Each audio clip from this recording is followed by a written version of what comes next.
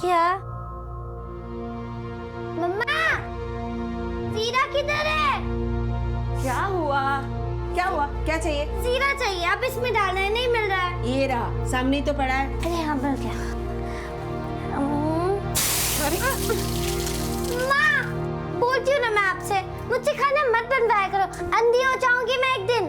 अच्छा, हम तो रोज ही खाना बनाते हैं, हम तो अंधे नहीं हुए। जॉक की बात से ना मेरी स्किन और आंखें खराब हो जाएगी, फिर मैं ब्यूटी क्वीन कैसे बनूंगी? अरे वाह, मेरी ब्यूटी क्वीन के नखरे बड़े हैं। अच्छा जा बेटा, जाके तू खेल, मैं कर लूंगी। थैंक यू मम्मा। यही तो चाहती थी मैं। अच्छा, जा। इस गोल घूमती दुनिया के एक छोटे से हिस्से पे हम सब अपने सपनों के, अपने अपनों के इर्द गिर्द खुशी का बहाना ढूंढ रहे हैं। पर मेरी हर मुस्कान इस भरोसे पे भरपूर है कि मेरे पापा हम सब की सुरक्षा का कवच है। मैं, माँ, आस्था दीदी, बिट्टू और पापा हम सब खुश थे, लेकिन उस दिन ने मुझे इतना डरा दिया कि हम सब।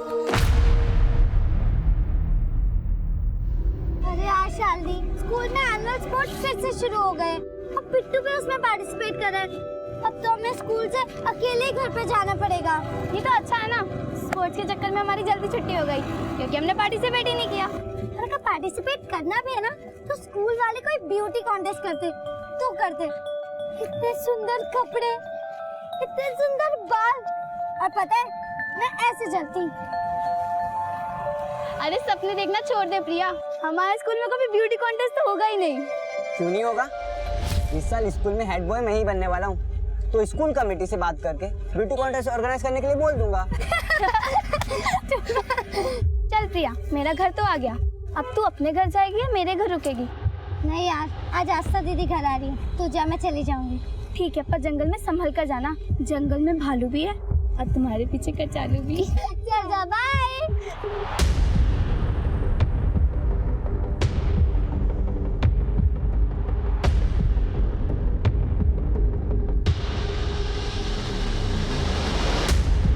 ओके, मेरा घर तो आ गया, तुम अकेली हो, क्या मैं तुम्हें छोड़ दूं? नहीं नहीं नहीं, तू जा, मैं चली जाऊंगी। रास्ते में भालू मिल गया तो? मैं नहीं डरती किसी बालों से और नहीं किसी कचालू से। ये ले अपनी छतरी। अरे रख रख, बाद में दे देना। नहीं नहीं, रख।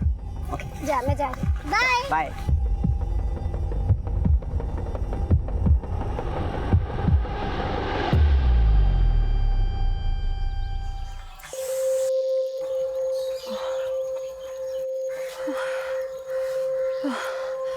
ताला लगा हुआ है। भैया ये रख दीजिए। अरे आस्था, आ गई बेटा? मम्मी। क्या माँ, ससुराल से मायके मैं आई हूँ और यहाँ कोई है ही नहीं मेरा वेलकम के लिए। कहाँ है बिट्टू और प्रिया? अरे बिट्टू की तो स्पोर्ट डे की तैयारी चल रही है, तो अपने दोस्त के घर ही रुक गया है। हर प्रिया आ ही रही थी, पर पता नहीं अब तक क्यों नहीं पहुंची है। मैं तो अड़ोस पड़ोस में भी पूछ के आ गई कि कहीं खेल ना रही हो किसी के घर, पर वो किसी के घर नहीं है। वो अकेली आ रही थी क्या? नहीं, वो शालिनी के साथ आ रही थी, पर शालिनी का घर तो बहुत पहले पड़ जाता है ना। रुको माँ, मैं फोन करती हूँ शालिनी को। शालिनी, जरा देखना किसका फोन है। हेलो, हाँ शालिनी, मैं आस्था बोल रही थी। प्रिया अभी तक घर नहीं पहुंची। घर नहीं पहुंची? पर प्रिया तो चली गई थी और अभय भी था उसके साथ। अभय? नंबर है तुम्हारे पास उसका?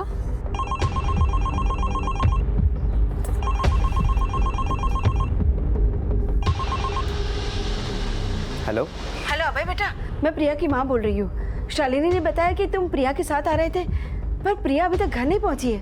क्या? पर आंटी जी, मेरे घर वाले रास्ते तक तो प्रिया मेरे साथ ही थी। पर अभय बेटा, वो अभी तक घर नहीं पहुंची तो फिर कहाँ रह गई?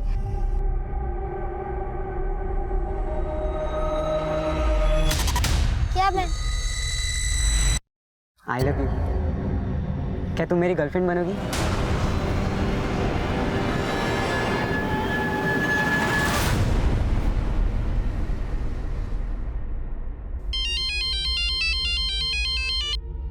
हाँ बोलो। क्या? अरे रात हो गई, बेटी अब तक घर नहीं आई है और तुम अब बता रही हो मुझे? भारी दुकान बंद करो, चलो जल्दी। प्रिया प्रिया प्रिया प्रिया प्रिया प्रिया प्रिया प्रिया प्रिया प्रिया। तेरे पापा मुझे सुनाने का एक मौका नहीं छोड़ते। अरे मैं उन्हें कहती हूँ कि बच्चे 5-5 किलोमीटर दूर से चलकर आ रहे हैं, उनके लिए कुछ कीजिए, पर नहीं, उन्हें तो मेरी बात सुननी ही नहीं है।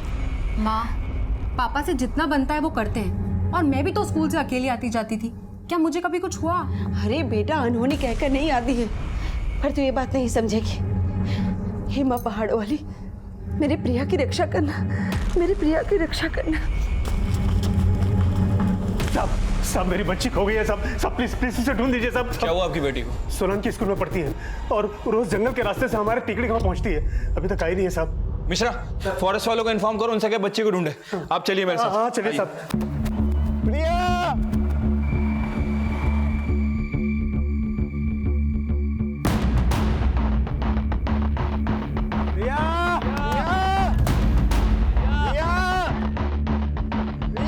प्रिया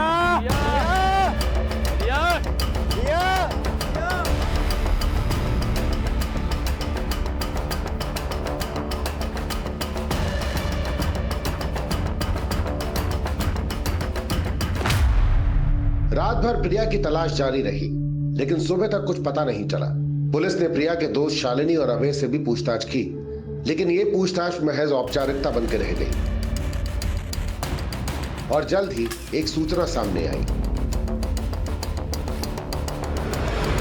सर, जंगल में बच्ची की लाश मिल गई है सर।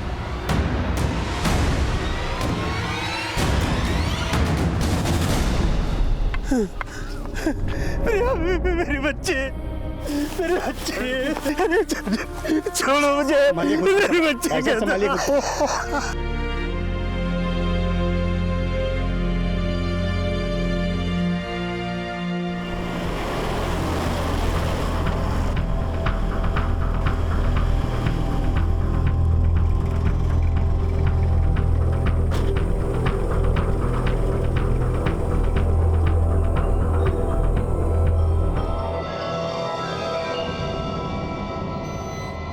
सर, अरे साहब, देखिए साहब, मेरी बच्ची।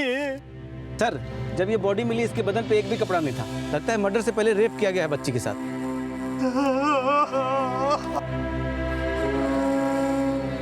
ये क्या कर रहे हैं आप लोग? बंद कीजिए कैमरा। बच्ची की डेथ हो गई, यहाँ पे फोटो निकाल रहे हैं। बंद कर। प्रिया के रेप और मर्डर केस ने जल्द ही ऐसा विकराल रूप ले लिया कि ये खबर सोशल मीडिया, अखबारों और इलेक्ट्रॉनिक मीडिया की एक बड़ी चर्चा बन गई। सोलन की टेकड़ी गांव की रहने वाली प्रिया के साथ न सिर्फ दुष्कर्म हुआ बल्कि उसकी हत्या भी कर दी गई। कानून मंत्री ने पीड़िता के परिवार के प्रति संवेदना जताते हुए ये भरोसा दिलाया है कि प्रिया मर्डर और रेप केस की जांच के लिए तुरंत एसआईटी का गठन किया जाएगा। इस केस पे जल्द ही एसआईटी का गठन हुआ और केस की अगुवाई हिमाचल प्रदेश के एसपी मुकुंद लखनपाल को सौंप दी गई और एसपी मुकुंद लखनपाल ने सोलन पुलिस अधिकारियों से पूरे मामले का संज्ञान लिया। सर, प्रिया को आखिरी बार अभय और शालिनी नाम के स्टूडेंट के साथ देखा गया था। सर, पहले शालिनी का घर आता है और उसके बाद अभय का। और अभय ने हमें बताया था कि प्रिया तुंगड़ा रोड से होते हुए अकेले ही अपने गांव टेकड़ी की तरफ गई थी। यानी आखिरी बार उस अभय ने ही इसको देखा था। राजीव, कहीं ये लड़का कुछ छुपा तो नहीं रहा है? सर, अभय से बात करके ऐसा कुछ लग नहीं रहा है, लेकिन सर प्रिया की हालत देखकर लग रहा है कि उसके साथ गैंग रेप हुआ है। प्रिया का स्कूल है सोलन में। अभय और शालिनी के बयान के मुताबिक वो उन दोनों के साथ आई धौली पट्टी, और धौली पट्टी से तुंगड़ा रोड तक वो अकेले अभय के साथ गई जहां अभय का घर है, और प्रिया की लाश मिली है तुंगड़ा रोड की इस खाई में। तो वारदात वाले दिन स्कूल से लेकर क्राइम सीन तक की जितनी भी एक्टिविटीज हैं सब पता करो, जितने भी डिटेल्स पता चल सकते हैं। और ये जो शालिनी और अभय हैं, हो सकता है ये लोग हमसे कुछ छुपा रहे हो, तो इनके बयानों को क्रॉस वेरीफाई करो और कोई भी संदिग्ध बात पता चलती है तो हमें अपडेट करो। ठीक है सर। एसआईटी की पूरी टीम मुस्तैदी से इस दुष्कर्म को अंजाम देने वालों की तलाश में जुट गई, पर प्रिया के साथ हुई घटना ने लोगों का मन इतने खौफ से भर दिया कि उस क्षेत्र के लोग अपनी बच्चियों को अकेले घर से बाहर भेजने में भी डर रहे थे। अभय प्रिया को आखिरी बार देखने वाला चश्मदीद था, लेकिन क्या उसने सच बोला था, इसकी जांच भी पुलिस कर रही थी। वहीं प्रिया को खो चुका प्रिया का परिवार अब भी सकते में था और एसपी मुकुंद लखनपाल प्रिया के पिता से प्रिया के दोषियों तक पहुंचने के संकेत खोज रहे थे। विनोद जी, हो सकता है कि आपकी बेटी पर पहले से किसी की बुरी नजर रही हो। कभी उसके साथ कोई छेड़छाड़ या कोई भी ऐसी बात जो प्रिया ने कभी आपको बताई हो? नहीं, वो तो उस जंगल के रास्ते से हमेशा आती जाती थी। हमें सिर्फ एक बात का डर था, कहीं कोई जंगली जानवर से उसे खतरा ना हो। लेकिन हमने ये नहीं सोचा था कि आज का इंसान जानवर से ज्यादा खतरनाक।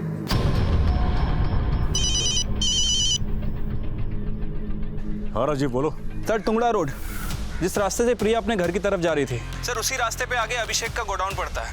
और सर, स्थानीय लोगों के मुताबिक जिस शाम प्रिया के साथ ये हादसा हुआ, अभिषेक को अपने गोडाउन में काम करने वाले वर्करों के साथ शराब पीते हुए देखा गया। तो हो सकता है प्रिया का गैंगरेप इन शराबियों ने किया हो। एक काम करो, सबको उठा के लाओ। ठीक है सर।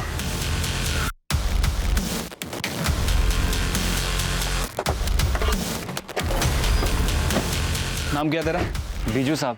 अभिषेक कहाँ है? क्या हुआ सर? मैं ही अभिषेक हूँ। सिराज, विभास, बाबू और रूपक, ये चारों कौन है और इस वक्त कहाँ है? सर ये सिराज है और बाकी सब पार्टी को डिलीवरी देने गए। लेकिन बात क्या है? थाने चलो, सब बताता हूँ। डालो इन सबको। सर लेकिन बात क्या है?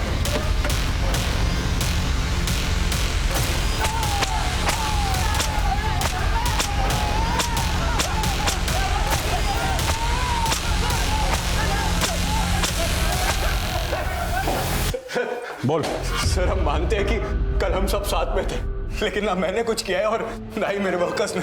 साहब, प्रिया को हमने बचपन से बड़ा होते हुए देखा है। हमारे गांव की लड़की है वो, उसके साथ हम ऐसा क्यों करेंगे? साहब, आपको कोई गलतफहमी हुई होगी साहब। सर, आप यूं हम पर झूठा आरोप नहीं लगा सकते। तिकड़ी गांव का पुराना खानदानी आदमी हूं मैं। खानदान तो तेरा रहा नहीं, और जो लोग तेरे साथ काम करते हैं उनके साथ मिलकर एक बच्ची का रेप और मर्डर करते हो तुम लोग। ये ऐसे नहीं बताएगा। कस के तोड़ो इन सबको। सर, मैं कुछ नहीं कह रहा सर। इनकी एकता ऐसे टूटने वाली नहीं है, सबका डीएनए करवाओ। और वो लड़की की पोस्टमार्टम रिपोर्ट का स्टेटस क्या है? सर, रिपोर्ट आने में अभी 1 हफ्ता और लगेगा।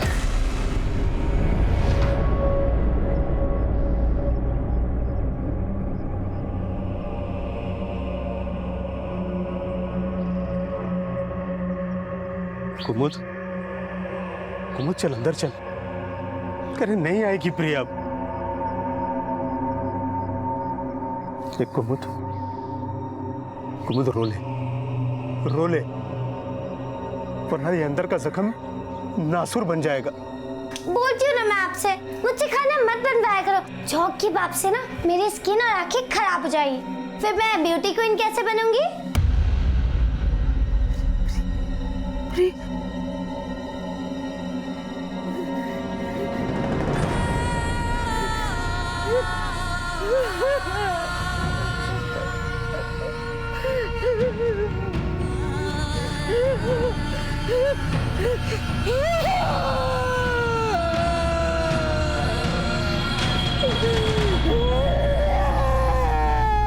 देखिए, पीड़िता प्रिया की हत्या और उसके साथ दुष्कर्म करने वाले 6 संदिग्धों को हम लोगों ने हिरासत में लिया है। वो सब के सब उसके गांव के ही हैं।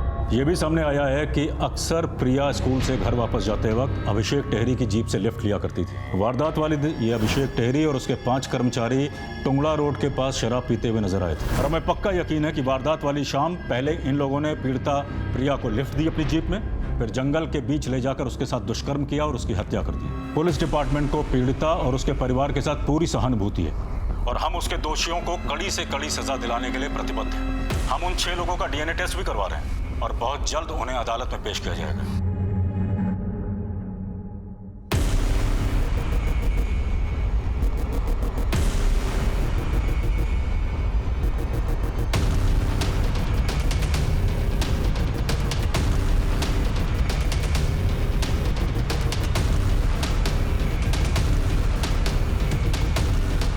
कुमुद दीदी, मेरे पति सिराज को बेकार में घसीटा जा रहा है। उसने कुछ नहीं किया था प्रिया के साथ। विनोद जी, मेरे बेटे बीजू ने भी कुछ नहीं किया। भला अपने ही गांव के लोग ऐसा थोड़े ना कर सकते हैं। देखिए, ये तो भगवान ही जानता है कि मेरी बेटी का दोषी कौन है, लेकिन हमें अपनी बेटी के लिए इंसाफ चाहिए। पर विनोद जी, पुलिस जरूर किसी बड़े आदमी को बचाने के लिए उन निर्दोषों को दोषी बनाना चाहती है। लेकिन जब मुझे पता ही नहीं है कि कौन दोषी है कौन निर्दोष, तो मैं पुलिस के काम पे उंगली कैसे उठा सकता हूँ? देखिए, आप लोग जाइए यहाँ से।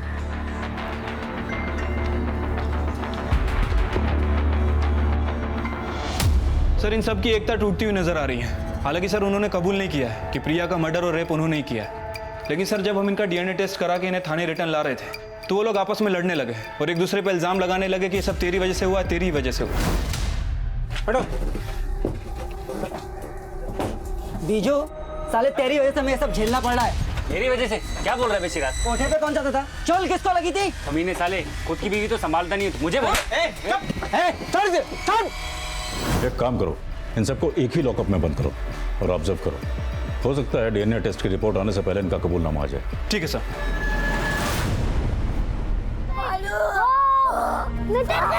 मैं डर गई, पापा बचाओ।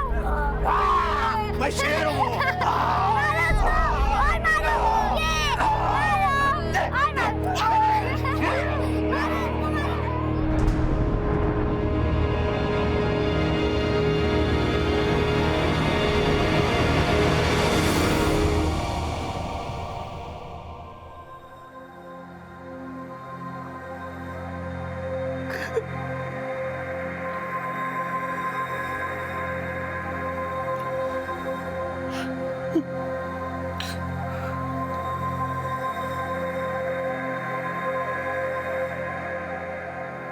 आपने मुझे तो समझा दिया कि प्रिया अब नहीं आएगी, लेकिन क्या आपने कभी ये सोचा है कि वो हमारे बीच में क्यों नहीं है? जानता हूं तुम मुझे ही कोसोगी। मैंने कोताही बरती उनके स्कूल आने जाने, पर मेरे जैसे बहुत है दुनिया में जो अपने बच्चों को स्कूल तो भेज देते हैं, लेकिन ये बंदोबस्त नहीं कर पाते कि उनका बच्चा बस मोटर में स्कूल आ जाए। वो दोष सिर्फ मेरा नहीं है, पूरी दुनिया का दोष है। जहां एक फूल मसल दिए जाते हैं और कांटों का मोल भाव होता है। हाँ जी बोलो। What?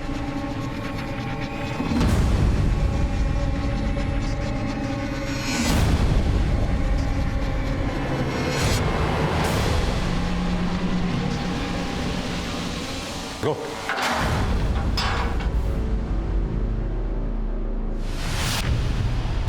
किसने मारा इसको? किसने मारा इसको? एसआईटी के इन्वेस्टिगेशन में सामने आए 6 सस्पेक्ट्स में से एक सिराज की कस्टोडियल डेथ ने इस केस में विरोध की ऐसी चिंगारी फूंक दी कि इन 6 सस्पेक्ट्स के परिजन पुलिस की कार्यशैली पे सवाल उठाने लगे। मेरे पति निर्दोष थे, उन्होंने प्रिया के साथ कुछ नहीं किया था। पुलिस ने उन पे झूठा आरोप लगा के मारा। सिराज क्या, मेरा बेटा बिजू और उनके मालिक अभिषेक और बाकी के सभी लोग निर्दोष हैं। पुलिस जरूर किसी बड़े आदमी को बचाने के लिए इन मासूमों पर अन्याय कर रही है। कस्टोडियल डेथ के विक्टिम शिराज और बाकी 5 लोग क्या वाकई में प्रिया के गैंग रेप और मर्डर के दोषी हैं? अगर ऐसा है तो उन सभी सस्पेक्ट के परिजन जो बोल रहे हैं क्या वो सच है? अगर सच है तो वो कौन बड़ा आदमी है जिसे पुलिस बचाने की कोशिश कर रही है? Solan police! Solan police! Solan police! Solan police! Solan police! Solan police! Solan police! Solan police! Biju की कस्टोडियल डेथ के बाद एसपी मुकुंद लखनपाल समेत एसआईटी के कई पुलिस कर्मियों को सस्पेंड कर दिया गया और केस सीबीआई को सौंप दिया गया।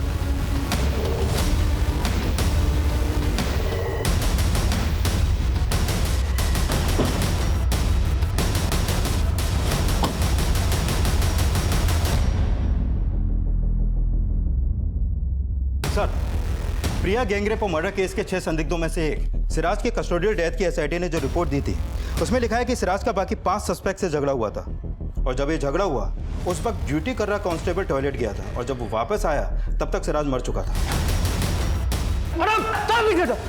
लेकिन सिराज कैसे मारा गया ये इस केस का सेकेंडरी पहलू है। सबसे पहले हमें इस सवाल का जवाब ढूंढना है कि सिराज समेत एसआईटी के जो 6 सस्पेक्ट थे क्या वाकई उन्होंने प्रिया के साथ गैंग रेप और उसका मर्डर किया? सर, उन्होंने कन्फेस नहीं किया था और एसआईटी उनके डीएनए रिपोर्ट का वेट कर रही थी। डीएनए रिपोर्ट तो क्या, अभी तक प्रिया की पोस्टमार्टम रिपोर्ट भी नहीं आई।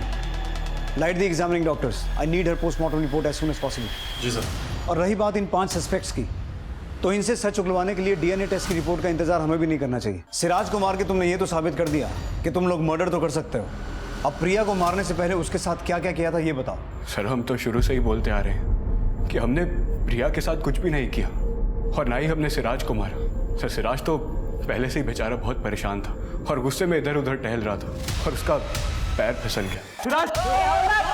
और सर उस वक्त हवलदार भी ड्यूटी पर नहीं थे और उन्होंने हम पर झूठा आरोप लगा दिया। देख बेटा, ये तो सोचना मत कि तुम में से एक मर गया तो पुलिस वाले डंडे को हाथ नहीं लगाएंगे। साहब हम पहले भी बहुत पिट चुके हैं, आप भी मार लो। तुम्हारी ये मनोकामना बहुत जल्दी पूरी हो जाएगी, पर अगर जेल में जाके व्यायाम ही करना है तो हमारी कसरत क्यों करवा रहा है?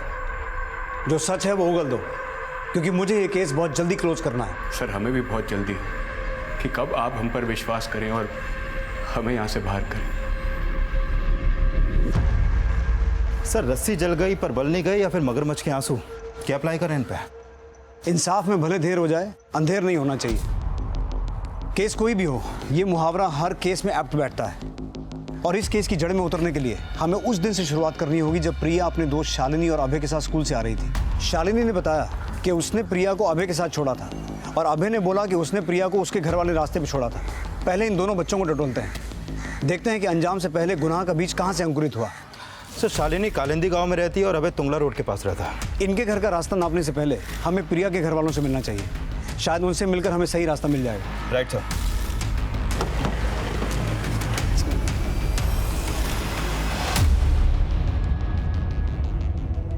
मम्मी, मेरी टी शर्ट का बटन टूट गया है। कल स्कूल में फुटबॉल मैच भी है, सिल दो ना। क्या जरूरत थी तुझे फुटबॉल मैच में हिस्सा लेने की? अगर उस दिन तू अपनी बहन के साथ होता ना तो आज वो हमारे साथ होती।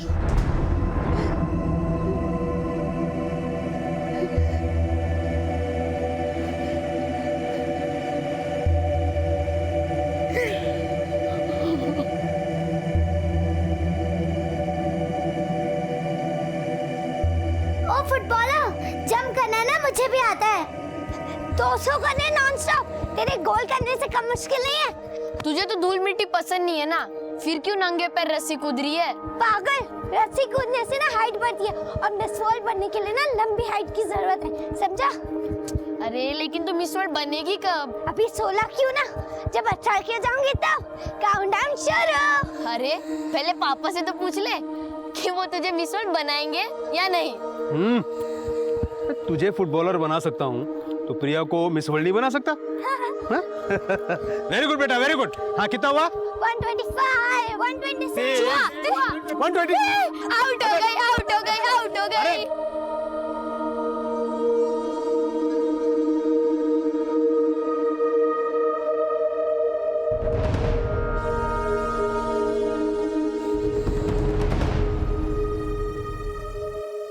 मम्मी, मुझे माफ कर दो, ये सब मेरी वजह से हुआ है। अगर उस दिन मैं दीदी के साथ आता तो दीदी के साथ ऐसा नहीं होता। हे बेटा, उसके दोषी तुम नहीं हो, हम सब तो उससे बहुत प्यार करते हैं ना।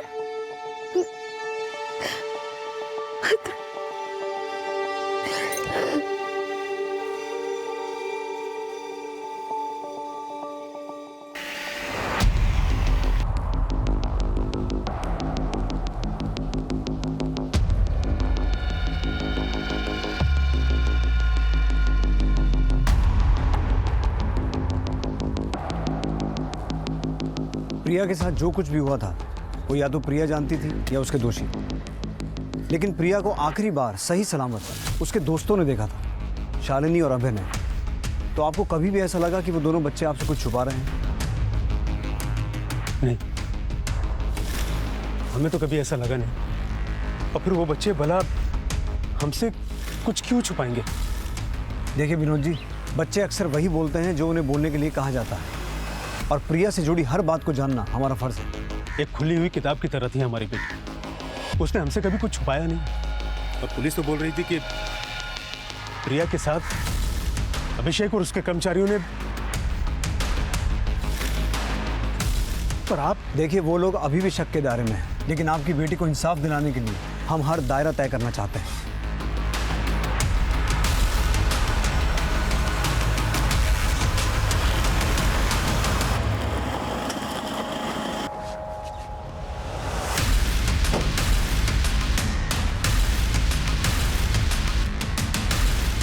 सुनिए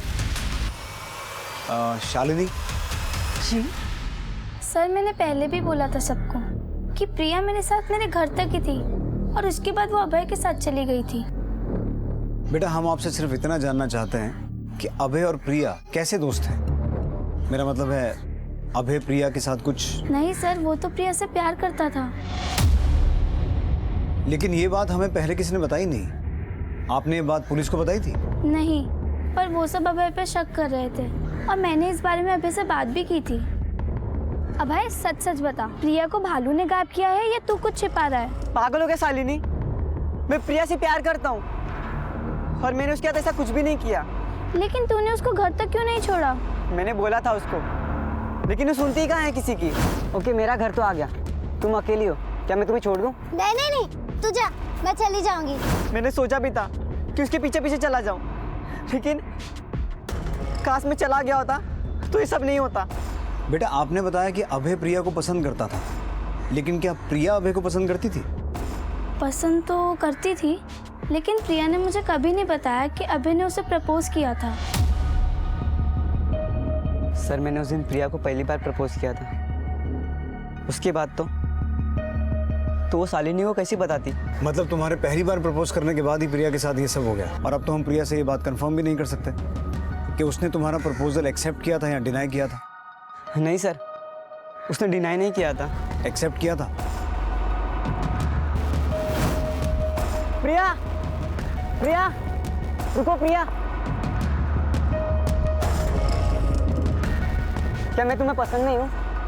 मुझे क्या, पूरे स्कूल को तुम पसंद हो। अबे तुम बहुत अच्छे लड़के हो, लेकिन मैं तुम्हारी गर्लफ्रेंड नहीं बन सकती।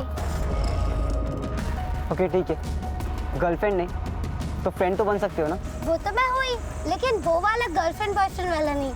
देखो जब मैं बड़े होके ब्यूटी क्वीन बहुत बड़ी स्टार बन जाऊंगी ना, तब हम ये गर्लफ्रेंड बॉयफ्रेंड के मामले में सोचेंगे, ठीक है?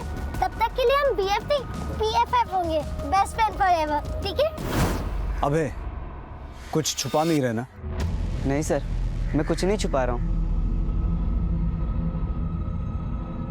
सर एन ओल्ड फ्लेम और an old head on young shoulder, क्या अप्लाई करें इस लड़के पे? किताब के कवर को देखकर किताब का अंदाजा नहीं लगाया जा सकता। पर सर मीडिया और उन 6 संदिग्धों के परिवारों का आरोप है कि किसी बड़े आदमी को बचाने के लिए उन लोगों को फंसाया जा रहा है। अब थ्योरी चाहे मीडिया की हो या बरगलाई हुई जनता की, उसको चेक करने में कोई हर्ज नहीं है। और जब तक DNA और पोस्टमार्टम रिपोर्ट नहीं आती, बाकी 6 सस्पेक्ट्स के परिवार वालों को भी टटोलो, क्योंकि सिराज की मौत का उन्होंने भी काफी बवाल मचाया था। साहब, सिराज जी ने कुछ नहीं किया था, उन्हें फंसाया गया था। साहब, मेरे बेटे को फंसाया जा रहा है।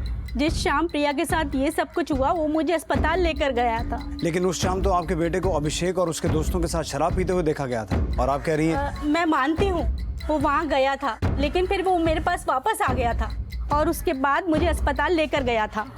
सिराज और बीजू के बाद CBI ने बाकी सस्पेक्ट्स के परिजनों से पूछताछ की।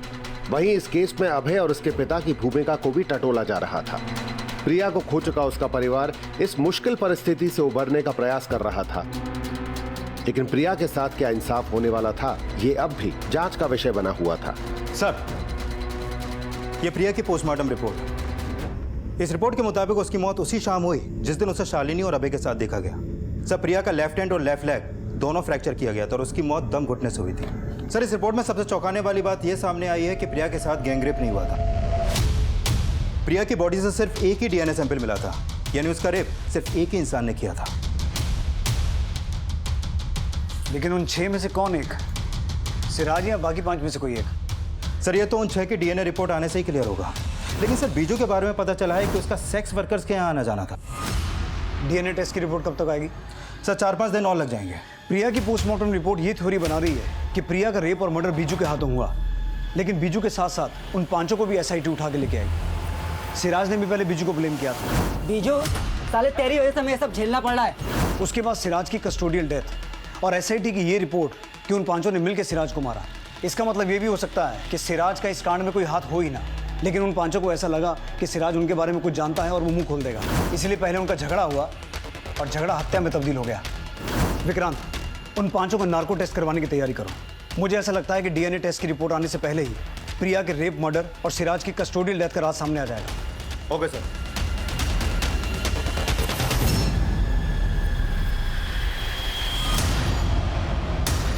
I love you. क्या तुम मेरी गर्लफ्रेंड बनोगी?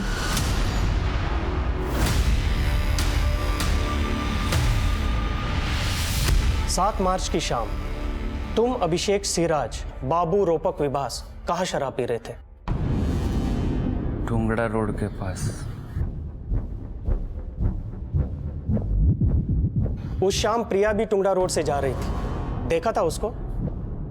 हाँ, देखा था उसे।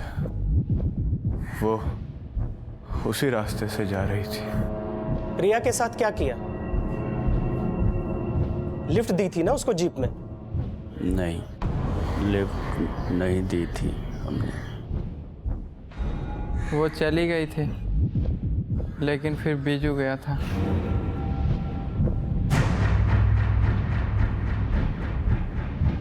बीजू प्रिया के पीछे गया था? नहीं, घर गया था। माँ को अस्पताल लेके जाना था। तो सिराज को क्यों मारा? मारा नहीं, उसका पैर फिसल गया था। इनके नार्को टेस्ट से आपके एक भी सवाल का जवाब नहीं मिला। मतलब सर, ये लोग जो शुरू से बोल रहे थे उनके वही बयान क्लियर करता है नार्को टेस्ट। लेकिन इनके डीएनए टेस्ट की रिपोर्ट आना अभी बाकी है।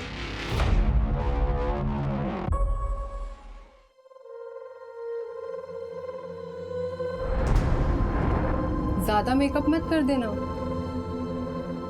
फिक्र मत करो दीदी, मुझ जैसा मेकअप करने वाली ना आपको कहीं भी नहीं मिलेगी। और मैं इतना अच्छा मेकअप करूंगी कि लड़का आपका हो जाएगा, और फिर शादी के बाद ये कमरा मेरा। दीदी, मैं आपके साथ सो जाऊं? प्रिया दीदी के जाने के बाद उस रूम में सोने से मुझे बहुत डर लग रहा है। कोई बात नहीं बिट्टू, आ जाओ।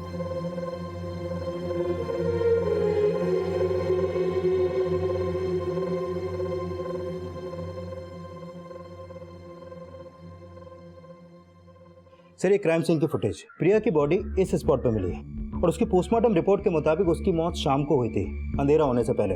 सर, रात होने तक इस एरिया में लोगों का आना जाना लगा रहता है। सर, जिस तरीके से प्रिया के रेप से पहले उसके साथ स्ट्रगल किया गया, उससे साफ है कि वो चिल्लाई भी होगी। लेकिन इस केस में अभी तक कोई विटनेस सामने नहीं आया। तो सर, हो सकता है कि प्रिया को कहीं और मारा गया हो और उसकी बॉडी को डंप यहाँ पर कर दिया हो। विक्रांत, इस रास्ते पर जितने भी गांव पड़ते हैं और जो गांव वाले यहाँ से रोजाना आते जाते हैं, उन सबसे पूछताछ करो। हो सकता है किसी ने कुछ देखा हो, लेकिन किसी डर की वजह से कुछ बता नहीं रहा। Okay sir.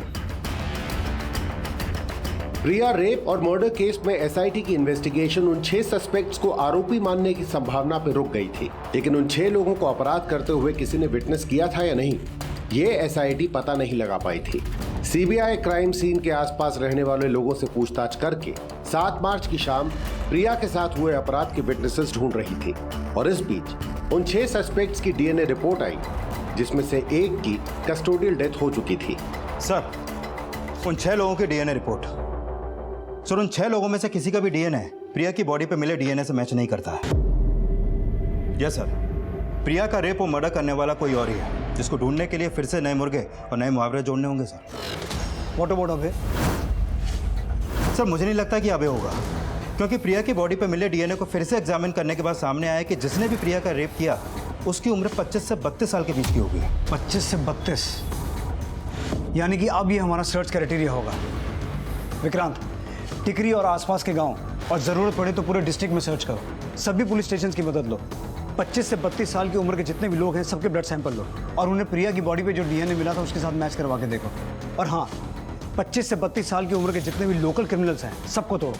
लेकिन सर, इन 5 का क्या करना है? अब तो मीडिया इस सिराज के कस्टोडियल डेथ का और भी बड़ा इशू बना देगी। एसआईटी जिन 6 सस्पेक्ट्स को प्रिया के गैंग रेप और मर्डर का प्राइम सस्पेक्ट मान रही थी, सीबीआई ने उन 6 लोगों में से 5 जिंदा बचे हुए लोगों को रिलीज कर दिया है। लेकिन जो छठा व्यक्ति पुलिस की कस्टडी में मारा गया था, उसका जवाब प्रशासन को देना पड़ेगा। और उससे भी बड़ा सवाल ये कि प्रिया के गैंग रेप और मर्डर का दोषी कौन है। विक्रांत, ये लोग सिराज की मौत के लिए पुलिस को दोषी मान रहे हैं, लेकिन उन 5 पर नजर रखना, क्योंकि सिराज की मौत के लिए वो भी शक के दायरे में है। अब सोलन जिले में रहने वाले 25 से 32 साल के बीच के मेल हिस्ट्री शीटर्स ही नहीं, बल्कि उस हर आदमी का डीएनए लिया जा रहा था जो उम्र के इस दायरे में आता था। प्रिया का रेप और मर्डर हुए महीने के बाद महीने गुजर रहे थे, और एक लंबी चौड़ी जांच प्रक्रिया के बाद ये केस अब भी डेड एंड पे नजर आ रहा था।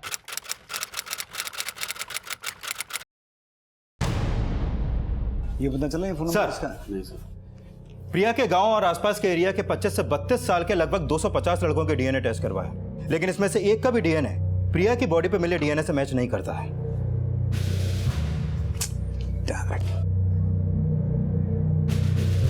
विक्रांत, हमने अभी तक उन्हीं लोगों के डीएनए टेस्ट करवाए हैं जो लोग इस इलाके में रहते हैं। ऐसा भी तो हो सकता है कि जिस किसी ने ये कांड किया है वो यहाँ का रहने वाला हो ही ना, बल्कि किसी का रिश्तेदार हो जो वारदात वाली शाम को यहाँ मौजूद था। एक काम करते हैं, एडवांस डीएनए टेस्ट करवाते हैं, जैसा हमने दिल्ली वाले केस में करवाया था। हमारे पास अभी तक जितने भी डीएनए सैंपल मौजूद हैं उन सबको प्रिया की बॉडी पर मिले डीएनए के साथ मैच करवा के देखो। ये चेक करो कि किसका डीएनए सबसे ज्यादा मैच होता है, और जिस किसी का डीएनए सबसे ज्यादा मैच होगा शायद उससे हमें यह पता चले कि उस आदमी ने जिसने प्रिया के साथ रेप और मर्डर किया था वो इसका कोई रिश्तेदार हो।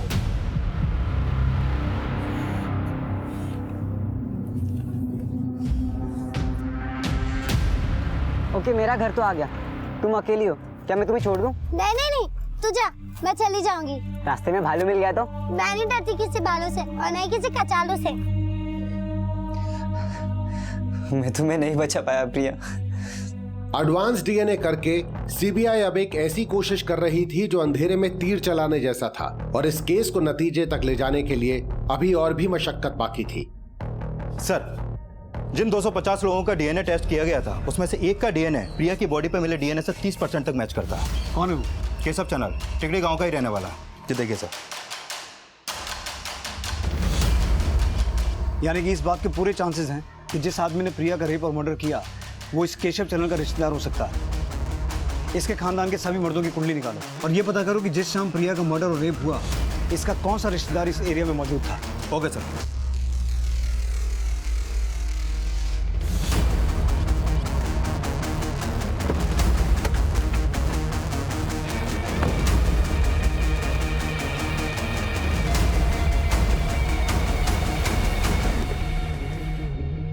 केशव है घर पे? जी जी बोलिए। केशव जी, आपके अलावा आपके परिवार में और कौन कौन लोग हैं? जी मैं हूँ, मेरी वाइफ है, अम्मा जी पिताजी है, और चाचा जी पिछले साल गुजर गए थे, तो चाची है और बेटी है उनकी, मेरी चचेरी बहन। और इसके अलावा और कोई आदमी नहीं है? नहीं सर, बस इतने ही है परिवार के लोग। अच्छा, ये बताइए कि 7 मार्च को आपका कोई रिश्तेदार आया था आपके यहाँ पर? नहीं साहब, नहीं, कोई नहीं आया था। सर, केशव के घर में केशव के अलावा आदमियों में सिर्फ उसका 65 साल का बाप है, और किसी आदमी के बारे में उसने कुछ नहीं बताया। यानी कि कुछ छुपा रहा है। विक्रांत, आसपास अच्छे से पता करो। मुझे लगता है 7 मार्च को इसका कोई ना कोई मेल रिलेटिव यहाँ जरूर आया होगा। Okay sir.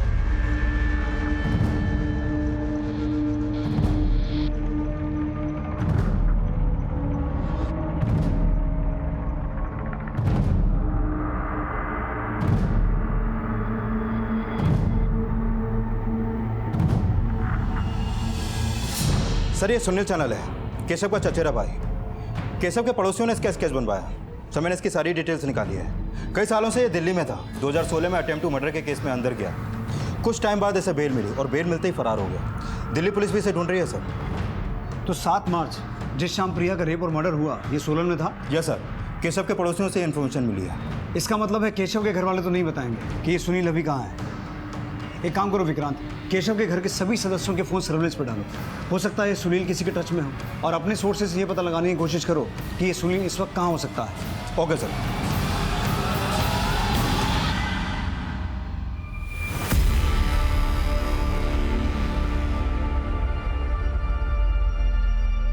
सर, सुनील की मां को सुनील का एक कॉल आया था। किस नंबर से कॉल आया था? सर, नंबर प्रकाश शर्मा का है, बिलासपुर डिस्ट्रिक्ट के एक फार्म हाउस के नाम पर रजिस्टर्ड है। सुनील ने जिस नंबर से फोन किया था उसे ट्रैक करो।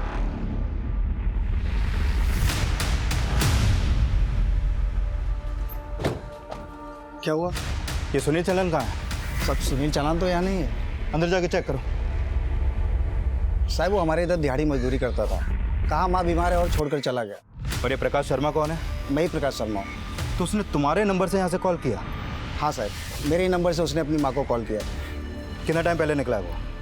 काफ़ी टाइम हो गया उसे। केशव का चचेरा भाई सुनील उस फोन कॉल के बाद अपनी मां और केशव की चाची से मिलने नहीं पहुंचा, पर सीबीआई की टीम केशव के परिवार पर नजर रखे हुए थी और सुनील लगातार अपने परिवार के लोगों को अलग अलग नंबर से कॉल कर रहा था, पर सीबीआई अब तक उसकी कॉल को ट्रेस करने में कामयाब नहीं हो पाई थी और केशव के परिवार से भी कुछ पता नहीं लग पा रहा था। सोलन, शिमला, बिलासपुर हर बार अलग अलग जिले से कॉल करता है और शायद ये उन एरिया से कॉल करता है जहां ये दिहाड़ी मजदूर का काम करता है। एक बात कॉमन है, कभी भी अपने फोन से कॉल नहीं करता। एक काम करो विक्रांत, आसपास के जितने भी farm house, warehouse, godowns और फैक्ट्रीज हैं उनकी लिस्ट बनाओ, अपने आदमी वहां तैनात करो। इस बार यहाँ से जाना नहीं चाहिए। Okay sir.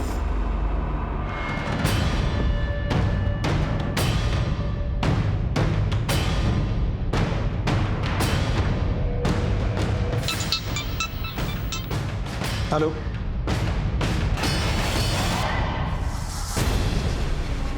हाँ माँ मैं ठीक हूँ माँ।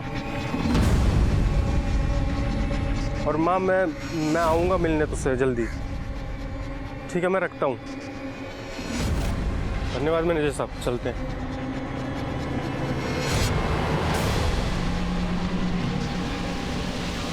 जाने से पहले हमसे नहीं मिलोगे?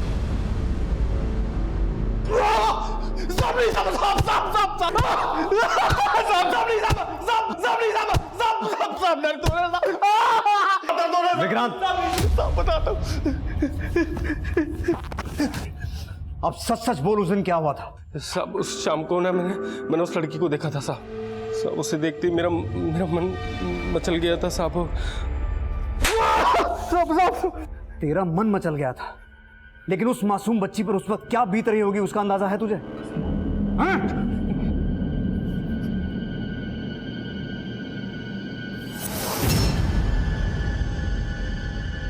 सुनील ने अपना गुनाह कबूल कर लिया और उसका डीएनए प्रिया की बॉडी पे पाए गए डीएनए से मैच भी हो गया। सुनील पे प्रिया के रेप और हत्या का केस फाइल किया गया, लेकिन सिराज की कस्टोडियल डेथ क्यों हुई थी इसकी अब भी जांच चल रही है। लेकिन प्रिया को मिला इंसाफ भी उसके परिवार में प्रिया की कमी दूर नहीं कर पाएगा। जंगली भालुओं से डरना, उनसे सतर्क रहना सिखाया, पर यह बताना भूल गया कि इंसान किसी भी जंगली जानवर से ज्यादा खतरनाक है।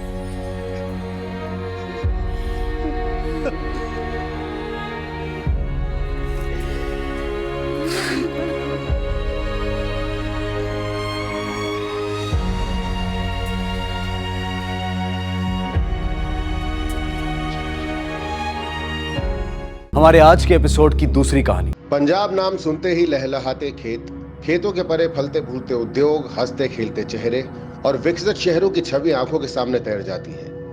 लेकिन क्या पंजाब के शहर और वहां के बाशिंदे उतने ही महफूज हैं जितना हम समझते हैं? सिटी क्राइम्स में आज के एपिसोड में हम आपको एक ऐसा केस दिखाएंगे जिसमें 1995 से लेकर 2017 तक पंजाब के लुधियाना और पटियाला शहरों में लगभग एक तरह से 22 सालों हत्याओं को अंजाम दिया गया।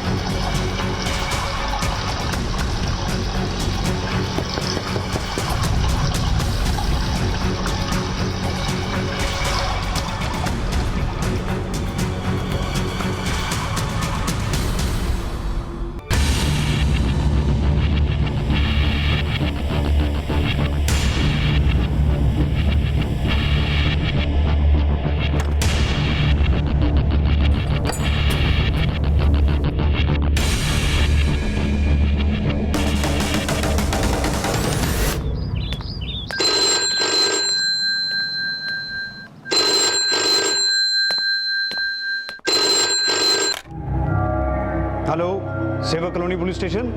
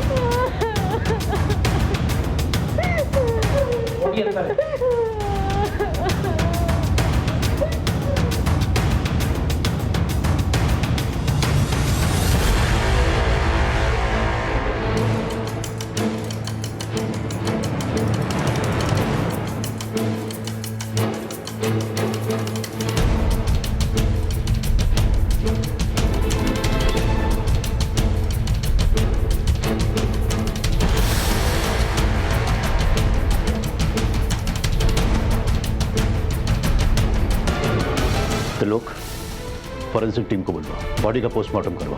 जनाब।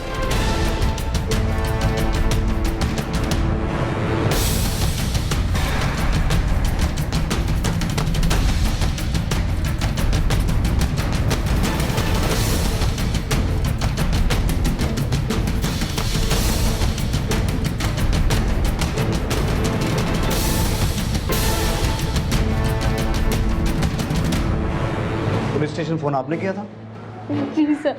क्या हुआ था यहाँ पर? सर मैं रोज की तरह यहाँ आज सफाई करने के लिए आई थी। नीतू मैडम जी।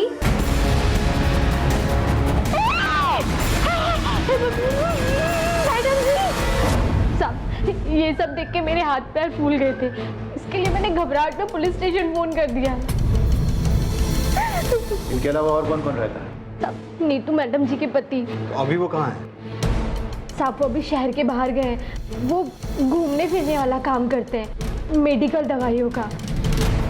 महीने में सिर्फ 4-5 दिन ही घर पर रुकते हैं। जनाब नौकरानी कह रही है पति बाहर टूर पे गया हुआ है, पत्नी घर अकेली थी। और घर में कोई फोर्स एंट्री भी नहीं है, हर चीज अपनी सही जगह पर है। सिर्फ बेडरूम के बेड के एक पाई के नीचे से ईंट हटाई गई है। मुझे तो शक है कि मर्डर भी इसी से हुआ है। जनाब आपके कहने का मतलब है किसी जानने वाले ने मारा है, जिसके लिए नीतू ने खुद दरवाजा खोला। तो लोग इनके रिश्तेदारों और सारे जानने वालों की एक लिस्ट बनाओ, सबसे अच्छी तरीके से पूछताछ करो। हमारा मिस्टर खुराना से मिलना बहुत जरूरी है, उन्हें तुरंत पुलिस स्टेशन बुलवाओ। जनाब। तुम यहाँ रहने वाले सभी लोगों को तो जानते ही हो, लेकिन यहाँ के बाशिंदों के अलावा किसी अनजान आदमी को तो यहाँ आते जाते नहीं देखा। सवेरे ऑटो से एक घर वाली मैडम आई थी, वो तो घर के अंदर चली गई। ऑटो वाला और उसके साथ कोई और आदमी था जो आपस में बातें करते रहे। थोड़ी देर के बाद दोनों चले गए। फिर ऑटो ड्राइवर वापस लेकर आया रिक्शा और अंदर चला गया। उन दोनों की शक्लें याद हैं? शक्ल तो याद नहीं साहब, लेकिन हाँ दोनों सरदार थे। लोग ऑटो स्टैंड से जाके पता करो आज सवेरे कौन सा ऑटो वाला उन्हें यहाँ लेकर आया।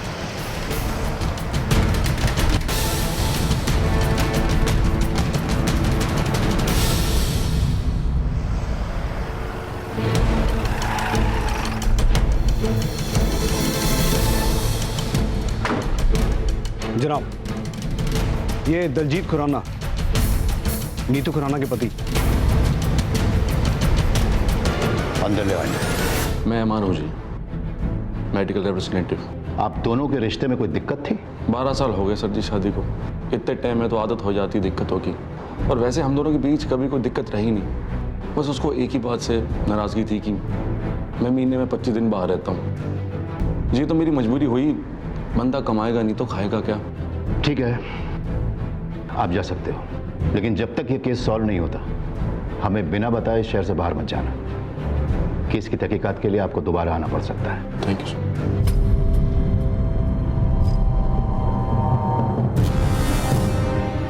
तो लोग कुछ नोटिस किया? जी इसकी बीवी का मर्डर हो गया, लेकिन चेहरे पर शिकन तक दिखाई नहीं दी। और एक बात, शादी को 12 साल हो गए हैं लेकिन बच्चा नहीं है। ये बात थोड़ी अजीब है जनाब। मैं भी यही सोच रहा था। जनाब उस ऑटो वाले का पता चल चुका है, जोगिंदर सिंह नाम है उसका। वैसे लोग उसे लकी बुलाते हैं। वही गया था मिसेस खुराना को छोड़ने।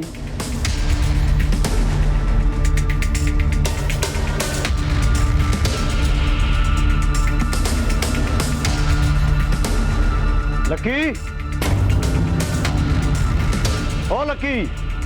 हाँ जी की गल होगी सर जी? लकी यहीं रहता? तुसी कौन? जी मैं लकी दी बीवी। परजाई की होया? ये कौन है? जी ए मेरा दियोर है, लकी दा छोटा भरा। लकी किथे? जी लकी वो काम पे गया है, सवेरे से निकला हुआ है, ऑटो पे होगा। हाँ जी सर जी। जब घर आ जाए उसे कहना सिविक कॉलोनी पुलिस स्टेशन आ जाए। रूप पुलिस क्यों आई सी? मुझे क्या पता लक्की भाई ने क्या कर दिया। अब मैनू की पता। सर जी की हो गया सर जी? आपने मैंने बुलवाया? कौन है तू? जी मैं लक्की। वो ऑटो स्टैंड पे पता चला कि आपने मैंने चौकी बुलवाया। मैं जी कार रोटी खाने वास्ते भी नहीं गया, सीधा इतना ही आ गया। कोई गलती हो गई जी गरीब से सर जी। अंदर बड़े साहब के कैबिन में चल, माँ बताता हूँ। पर पर होया की है सर जी? चल तो सही, आजा। एक बात बता, कल दोपहर 22 सितंबर को तू कहाँ था?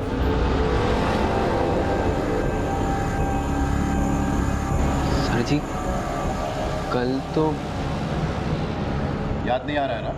सर जी वो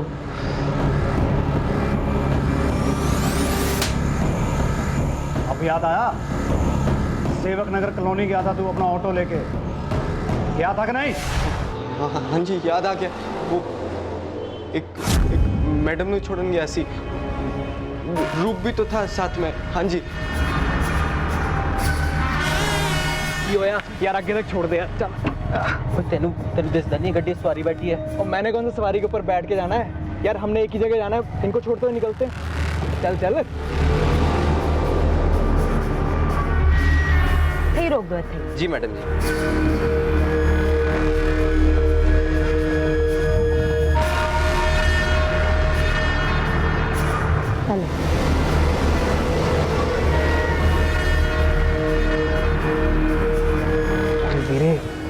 कितनी कैट सवारी सी है, बिल्कुल रसमलाई है। वो चुप कर यार, कस्टमर भगवान होता है।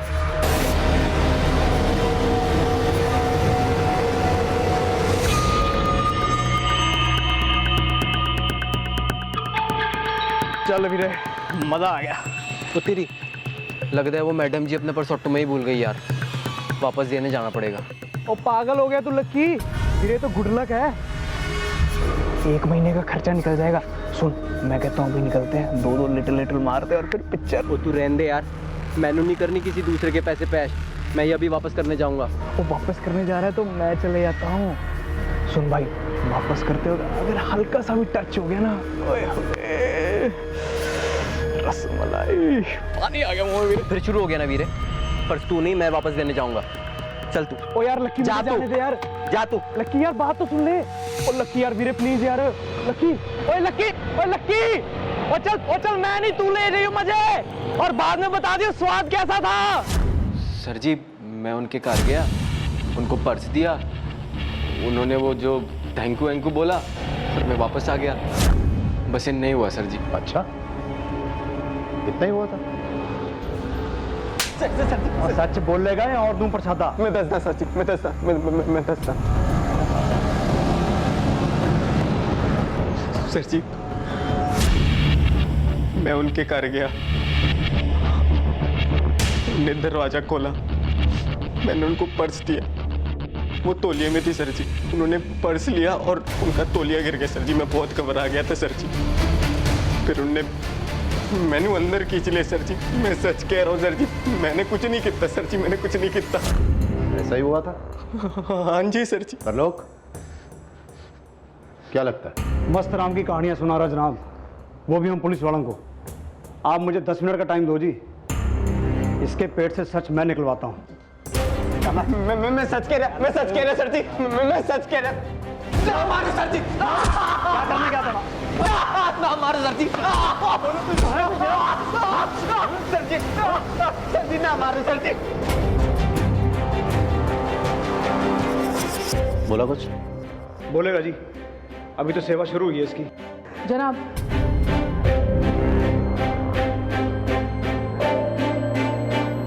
दलजीत खुराना को बुला।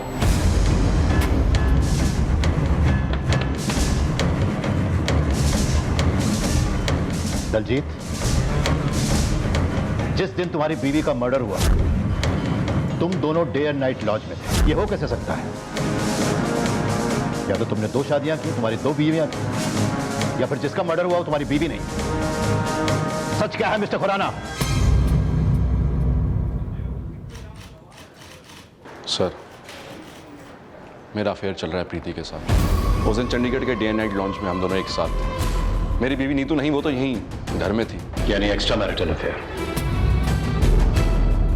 तो यह भी तो हो सकता है दलजीत कि अपने इस इलीगल अफेयर को लीगल बनाने के लिए तुमने अपनी लीगल पत्नी यानी नीतू को अपने रास्ते से हटवा दिया। मैंने नीतू को नहीं मारा। जिस दिन नीतू का मर्डर हुआ है मैं तो प्रीति के साथ होटल में था। अगर यकीन नहीं है तो पूछ लीजिए उससे। दलजीत सच कह रहा है सर, हम दोनों एक दूसरे नाल बहुत प्यार करते हो। कल हम हम दोनों साथ में थे। हम लोग चंडीगढ़ के डे एंड नाइट लॉज में कमरा बुक कराया था हमने, वहाँ थे हम।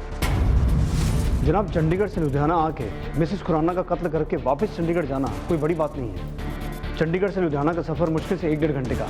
पर जनाब, डे एंड नाइट लॉज के स्टाफ वाले बता रहे हैं कि दलजीत और प्रीति उस दिन वहीं थे। जनाब, पोस्टमार्टम रिपोर्ट आ गई है।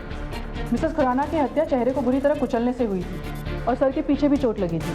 लेकिन अजीब बात यह है कि हत्या से पहले उनके साथ शारीरिक संबंध बनाया गया था। जबरदस्ती के कोई निशान? रिपोर्ट के अनुसार तो नहीं, मामला कंसेंशुअल लगता है। दलजीत और प्रीति को फिलहाल छोड़ दो और लकी के एक वालिया बयान, जिसके अनुसार उसने ये कहा है कि मृतका यानी मिसेस खुराना के साथ उसने शारीरिक संबंध स्थापित किए थे। उसके आधार पर उसके खिलाफ चार्जशीट दायर करो, उसकी तस्वीरें खींचो, फिंगरप्रिंट्स लो और उसे कोर्ट में पेश करो। हमारा प्राइम सस्पेक्ट वही है। लकी के खिलाफ पुलिस के पास कोई पुख्ता सबूत नहीं था और वो बार बार दोहरा रहा था कि वो निर्दोष है। उसका सिर्फ नाम लकी है, लेकिन मनहूसियत उसका पीछा नहीं छोड़ती। केस कोर्ट में दाखिल हुआ, लेकिन सबूतों के अभाव में लकी को बरी कर दिया गया। और फिर 3 साल बाद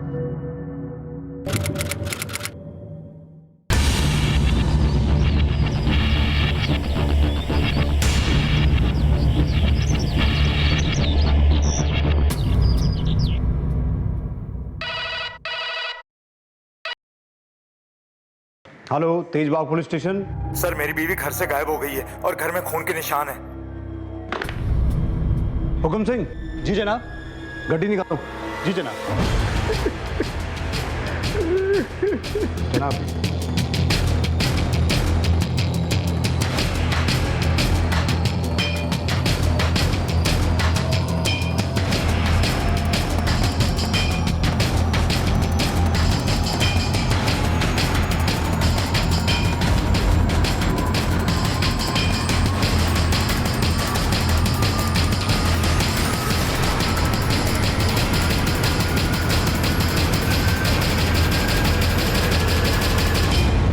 हुकुम सिंह। जनाब, फॉरेंसिक टीम को बुलाओ और छोटे से छोटा एविडेंस कलेक्ट करवाओ। जी जनाब। पल्ला जी, आपके घर का सामान पैक है, आप कहीं शिफ्ट होने वाले थे? ओ जी, किधर शिफ्ट नहीं होने वाले थे, इधर ही शिफ्ट हुए हैं। आधा सामान परसों आ गया था, आधा कल आया था। मैं ऑफिस के काम से जलंधर गया हुआ था, आज ही सवेरे वापस आया हूँ। आशा ने कहा मैं घर की शिफ्टिंग खुद ही करा लूंगी, वैसे भी ज़्यादा सामान नहीं था। जब सवेरे आया तो देखा घर का दरवाज़ा खुला हुआ है। मैं बहुत परेशान हो गया।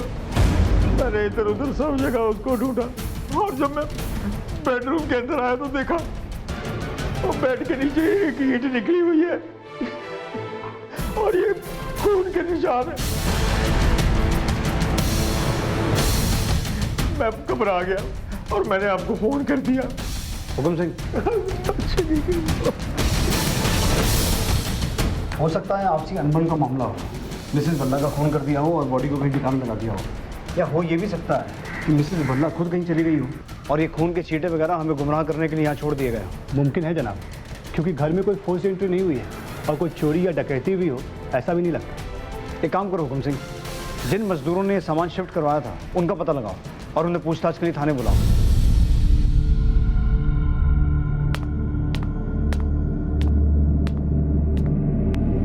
था? नहीं साहब, मैं नहीं था साहब।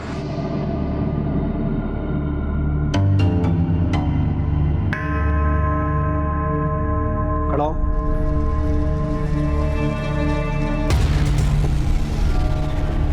सर जी, कुछ नहीं किया मैं। तेरे को मैंने पहले कहीं देखा है? नहीं साहब जी, मैं तो बहुत गरीब आदमी हूँ जी। कुछ समय पहले यहाँ खाने कमाने आया हूँ। मैं ट्रक चलाता हूँ और उस दिन सामान शिफ्टिंग करवा रहा था। लो जी, पहुँच गए जी। अच्छा मैडम जी, मैंने एक गल समझ नहीं आई, आप इतना भारी सामान इधर से उधर आप कैसे लेके जाओ? खोते सिर्फ बकबक करते रहेगा या मैंने हाथ भी देगा आपका नीचे उतारने वास्ते? नहीं जी, आ जाओ जी, आ जाओ। सॉरी जी, सॉरी, मैं भूल गया था। आ जाओ, देख के पकड़ लिया जी। ठीक हो ना जी आप? हाँ जी, ठीक है जी। आ जाओ जी। हाँ जी, चलो। हम लोग बिल्कुल नहीं रुके थे जी वहाँ पे। आप इन मजदूरों से पूछ लो। बोल भाई। हाँ साहब। और तू भी बोल। साहब जी ये अंदर गया था जी घर के पैसे वापस करने। वो मैडम जी ने 200 रुपए ज्यादा दे दिए थे जी, तो ये गया था जी अंदर। हम लोग निकल गए थे वहां से।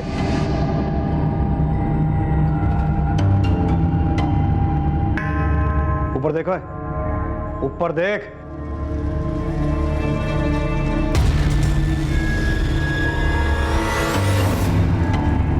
लक्की, ओए लक्की, सोने, सामान उतार। ओ भाई साहब, जरा आराम से निकालना, बड़ा कीमती सामान है। सुन लिया? आइए मैडम जी। हाँ जी, चलिए चलिए। हाँ तो मैडम जी, तूने बीच में से जाना है। अच्छा, पैसे ले लो जी। हाँ जी दे दो। ये ठीक से उतारवा दीजिए। हाँ जी पक्का जी। आगे भी बुला लेना जी। ले पैसे। जुबान नहीं चला रहा था, हाथ भी चला लेता थोड़े। मैंने कल लेने सारा सामान उठाया है, हाथ लगा लेता तो मरना जाता तू। लक्की वीरे, हाथ के मैं तो सब कुछ लगाने को तैयार था, उसको हाथ लगाने देती तब ना। चुप हो जाए यार, जब देखो बकवास करता रहता है। ये 200 रुपए ज्यादा दे दिए मैडम जी ने, तो वापस देख के आता हूँ। ओए पागल हो गया तू? तेनू कितनी बारी क्या है, ज्यादा पैसे हो ना तो अच्छी बात होती है, बस कम नहीं होने चाहिए पैसे। ओए, मेहनत की सूखी रोटी अच्छी, चोरी के मालपुओं से। ये पकड़, मैं वापस करके आता हूँ। थे रो। ओ यार लक्की, अरे आ रहे हैं, मैं जा रहा खोते थे पुत्र।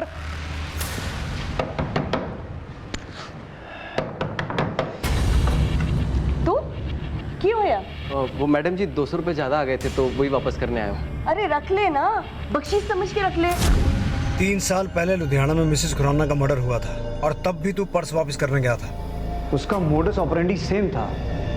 बेड के नीचे की एक ईंट गायब थी और उसी ईंट से नीतू खुराना को मारा गया था। लक्की, कहीं तूने इसी तरीके से मिसेस भल्ला को मार के कहीं गायब तो नहीं किया? सच सच बोल, वरना मैं तेरी खाल उधेड़ दूंगा। नहीं, मैं सच कह रहा। मैं कुछ नहीं कहता सर जी। वैसे मुंह नहीं खोलेगा। नहीं सर जी, मैं सच कह रहा। मैं कुछ नहीं कहता।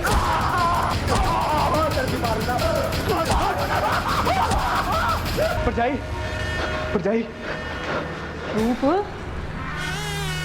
लक्की कितने छड़ के आया तू? परजाई, लक्की फिर से अनलक्की हो गया। पुलिस उसको थाने में बुरी तरह कूट रही है। पता नहीं उसने इस बार क्या कांड कर दिया।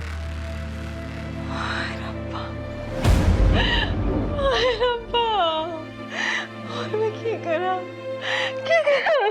परजाई संभाल अपने अपनों। रूप, एक काम कर, मेरी चूड़ियां बेच के ना अच्छा जब वकील कर ले और लक्की ਨੂੰ छुड़ा के ले आ। परजाई, ये तो तेरी सबसे कीमती चूड़ी है। मैं कह रही हूं ना, जा लक्की ने छुड़ा के लेके आ ना। तरलोक जी, मैं लकी का वकील हूँ, और ये रे जमानत के पेपर।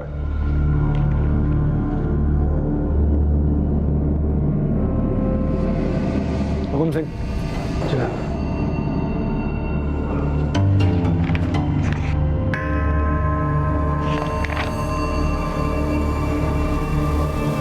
लकी को जमानत पर छोड़ दिया गया और पुलिस ने मिसेस भल्ला को गुमशुदा घोषित करके उन्हें खोजने की कार्रवाई शुरू कर दी। गुजरते वक्त के साथ मिसेस भल्ला की गुमशुदगी का रहस्य गहराता गया और पुलिस को गहराते रहस्य के अंधेरे में ना तो कोई रोशनी का सुराग मिला, ना मिसेस भल्ला का नामो निशान।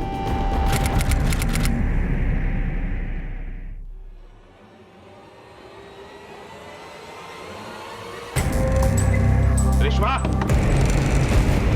रेशमा,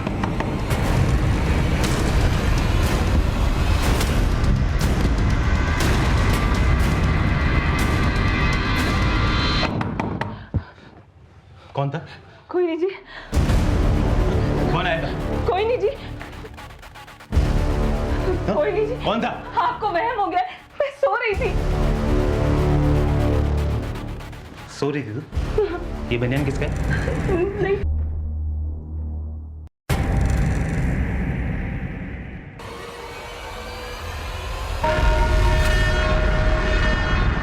रेशमा, आँखें खोल। रेशमा, आंखें खोल। रेशमा, मैं रूप।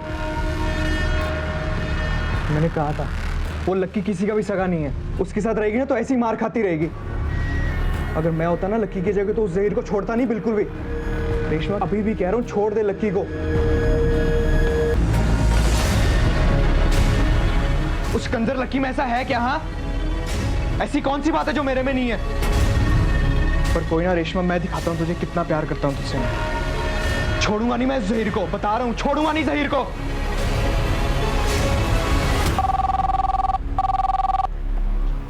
हेलो सर, हाईवे रोड के पास एक लावारिस लाश मिली है, आप जल्दी आओ।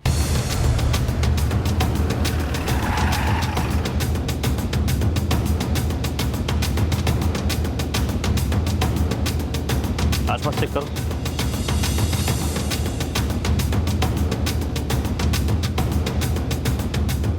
लाश को सबसे पहले किसने देखा? मैंने देखा साहब। मैं इधर से शॉर्टकट मार के जा रहा था, देखा लाश पड़ी है, तो मैंने पुलिस को फ़ोन किया सर। आप लोगों में इससे कोई पहचानता है? जनाब, इसके पास से आईडी कार्ड या कुछ भी ऐसा नहीं मिला है जिससे इसकी पहचान हो पाए। बाकी ये देखिए, ये एक टैटू बना हुआ है, उर्दू में कुछ लिखा हुआ है जनाब। एक उर्दू एक्सपर्ट को बुलाओ और पता करो कि इसके हाथ पे लिखा क्या है। ये ईंट देखिए जनाब, खून के निशान इस पर। इसका कत्ल भी शायद इसी ईंट से किया गया है और कोई पहचान ना पाए इसलिए चेहरा बिगाड़ दिया गया। ईंट को फॉरेंसिक के लिए भेजो और बॉडी को पोस्टमार्टम के लिए भेजो। जय हिंद जनाब। जय हिंद। जनाब, डेड बॉडी के हाथ में जो टैटू था उसका मतलब जहीर खान है, जो शायद इस आदमी का नाम हो सकता है जनाब। बाकी आसपास के किसी भी पुलिस स्टेशन में इस उम्र के आदमी की कोई भी मिसिंग कंप्लेंट दर्ज नहीं है। फिर भी जनाब हमने उसकी डिटेल्स को अपने डिपार्टमेंट की साइट पर अपलोड कर दी है। हो सकता है जनाब कहीं से कोई लीड मिले।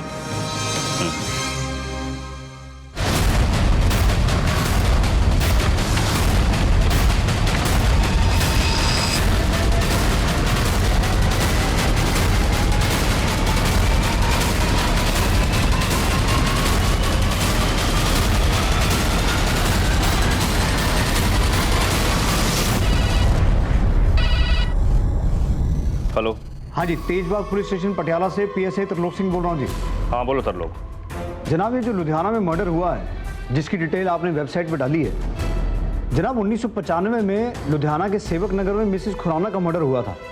उस केस में हमने जोगिंदर उर्फ लक्की को अरेस्ट किया था। उसके बाद जी 1998 में यहाँ पटियाला में एक मिसेस भल्ला ऐसी संदिग्ध हालातों में गायब हो गई थी। उनके घर से भी हमें ब्लड स्पॉट और ईंट के टुकड़े मिले थे। एंड वेरी इंटरेस्टिंगली जनाब, उस केस में भी मेन सस्पेक्ट लक्की था, पर जनाब दोनों केसेस में बच के निकल गया क्योंकि उसके खिलाफ सबूत नहीं मिले। अब जिस तरीके से ये जो लुधियाना में मर्डर हुआ है जनाब, मुझे बहुत स्ट्रांगली लग रहा है कि इस केस के पीछे लक्की का ही हाथ है। अच्छा, तुम्हारे रिकॉर्ड में लक्की की कोई तस्वीर तो होगी ना? हाँ, हमें सेंड करो जनाब। जिस एरिया में लाश मिली थी उसके आसपास जाकर के हमने इंक्वायरी की तो पता चला कि जहीर खान नाम का आदमी कबाड़ी बाजार के पास वाले स्लम एरिया में रहता है, जो कि कल सुबह से किसी को दिखा ही नहीं है। एक बात और जनाब, जब हमने उन लोगों को फोटो दिखाई तो कपड़ों और टैटू से उन लोगों ने डेड बॉडी की पहचान की है। उसके घर का पूरा एड्रेस पता चला? जी जनाब। चलो।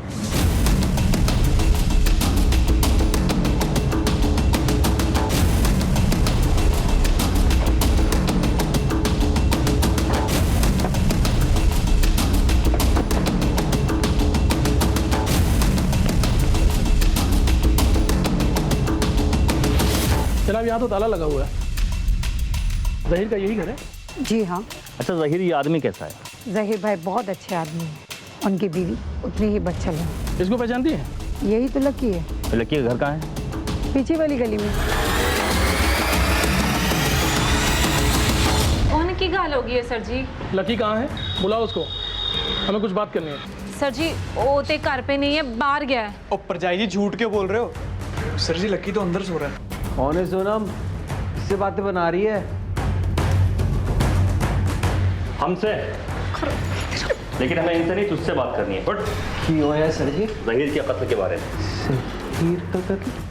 लेके आओ इसे। ओ सर जी, सर जी मैं कुछ नहीं किया। लकी की कोई गलती नहीं है सर। प्लीज बता तू, वो खाना जरूरी था। ओ भाभी, मैं क्या करूं? निकल गया मुंह से। निकल गया, दे गया लकी को। सच सच बोल, क्या क्या तूने? सर जी जो कुछ किया वो रेशमा ने किया होगा सर जी। सर जी कर बर्बाद कर दिया सर जी उसने मेरा। सर जी मैं जब उसके घर गया था सर जी। गया तू उसके? नहीं घर गया तू उसके? सर जी वो जब वो मैं उसके साथ उसके बिस्तर पे था तो जहीर आ गया सर जी। मैं तो दरवाजा खुलने से पहले ही भाग गया था। बाद में पता चला कि उसने रेशमा को बहुत मारा। वो तो अपने किए का पार रही है सर जी। मैं तो बेकार ही पिस रहा सर जी। मेरा मेरा मेरा नाम ही लक्की है सर जी, पर मुंह बढ़ाने लक्की सर जी। लुधियाना में, पटियाला में, सब जगह मेरे साथ ऐसा ही हुआ है सर जी। पैर बदले पर नसीब नहीं बदला सर जी। नसीब नहीं बदला तेरा? हाँ? नसीब नहीं बदला। सर जी उसे छोड़ दीजिए, उसने कुछ नहीं किया, ज़हीर को मैंने मारा है, उसे छोड़ दीजिए। मैं नहीं मारती तो उसने मुझे मार देना था, और मुझे उसके मरने का कोई दुख भी नहीं है। चढ़ा दीजिए मुझे फांसी पर, मुझे उसका कोई दुख नहीं होगा। रोज रोज वो मुझे कुत्तों की तरह पीटता था, और उस दिन भी वो मुझे मार नहीं आया था।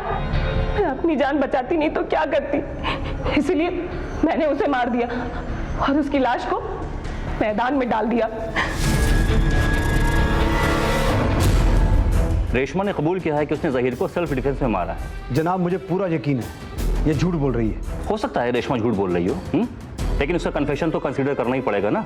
ज़हीर के कत्ल का गुनाह रेशमा ने कबूल कर लिया था, लेकिन पीएसआई तरलोक सिंह को उसके कबूलनामे पर शक था। वहीं दूसरी तरफ मिसेस खुराना का कत्ल और मिसेस भल्ला की गुमशुदगी के राज से अब भी पर्दा उठना बाकी था। उन दिनों न आम जनता के पास मोबाइल फोन्स थे, न हर चौक चौराहे पर CCTV cameras. Police circumstantial evidence के आधार पर इन्वेस्टिगेशन करती थी। अगर कोई शातिर अपराधी ठंडे दिमाग से किसी वारदात को अंजाम देना चाहता तो उसके लिए सबूतों को मिटा देना बहुत आसान था। वक्त ने करवट बदली और फिर सभी के हाथों में मोबाइल फोन्स आ गए। पुलिस के लिए लोगों पर नजर रखना और उनके मूवमेंट्स को फॉलो करना आसान हो गया। लकी की बीवी सोनम की एक सड़क हादसे में मौत हो गई थी, जिसके बाद लकी ने अपना ठिकाना बदल लिया। वहीं दूसरी ओर रेशमा को सेल्फ प्रोटेक्शन के आधार पर कोर्ट ने सिर्फ 3 सालों की सजा सुनाई, और वो भी 3 सालों में जेल से रहा हो गई।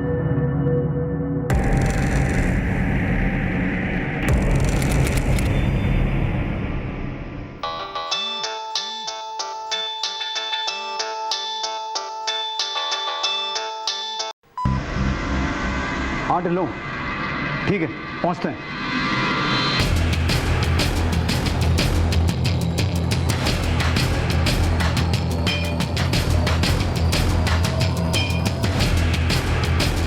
जनाब, मरने वाली का नाम रेशमा है, अकेली ही रहती थी यहाँ। और जो बंदा बैठ के रो रहा है उसके साथ इसके अच्छे संबंध हैं।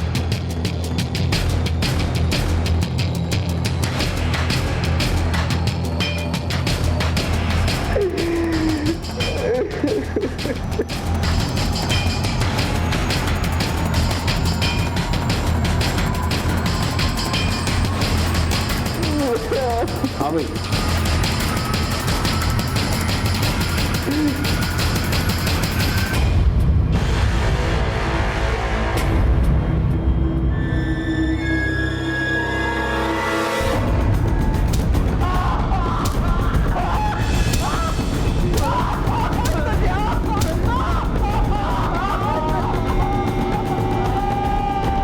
देखो लक्की, इस बार भी तूने वही राग लापा ना।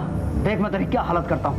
बस सच कह रहा सर जी, मैं कुछ नहीं करता, बस बहुत बदनसीब हूँ सर जी।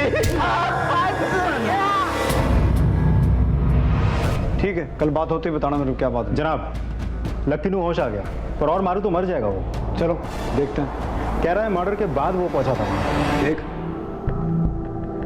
मेरी तेरे से कोई पर्सनल दुश्मनी तो है नहीं, पर चक्कर क्या है, हर क्राइम सीन पे तू ही पाया जाता है, तो फिर शक करना तो बनता है ना।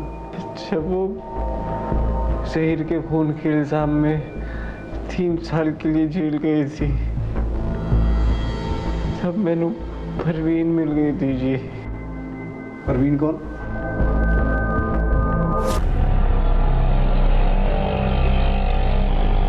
बस जी बस, रोक दीजिए। की हो गया मैडम जी, तुसी तो 13 नंबर के लिए भी जाना है ना, तो 3 नंबर ही है। हाँ जी मैंने पता है, लेकिन मेरे पास सिर्फ 20 रुपए है। वो आज कोई ग्राहक भी नहीं मिला ना, ये वास्ते। अरे छड्डो जी, पैसा कोई इतनी बड़ी चीज थोड़ी है, बंदा ही बंदे के काम आंदा है। और इतनी रात में मैं आपको कल्ले कैसे छोड़ दूं? एक काम करो जी, आप ना मेरा फोन नंबर ले लो, है ना, जब पैसे आए तो वापस कर देना। चंगा जी चंगा। लिख लो जी, लिख लो जी। 83 हाँ जी 10 कहाँ हो तुम? इतनी रात हो गई और अब तक नहीं आए। फोन मुझे ना तुम्हारे बिना नींद नहीं आ रही है। और तुम हो कि कमीनी, नाम क्या है तेरा? पे फोन। क्या कर रहा है तू? हाँ, बाहर इधर उधर मुंह मार रहा है। हाँ, भूल गया तू मैंने तेरे लिए क्या क्या किया है? मुझे छोड़ के जाने की बात कर रहा है? जान ले लूंगी तेरी। अगर मुझे छोड़ने की कोशिश भी की ना तो जान से मार दूंगी तुझे। मतलब रेशमा से तेरा रिश्ता खत्म हो गया? बिल्कुल सर जी। तो फिर रेशमा का मर्डर किसने किया? सर जी, पूरे दावे के साथ तो नहीं कह सकता, पर मेरा मतलब मेरे रूप पे शक है सर जी। क्यों यार? देखो तुम छोड़ के गए हो, मेरा क्या हाल हो गया है।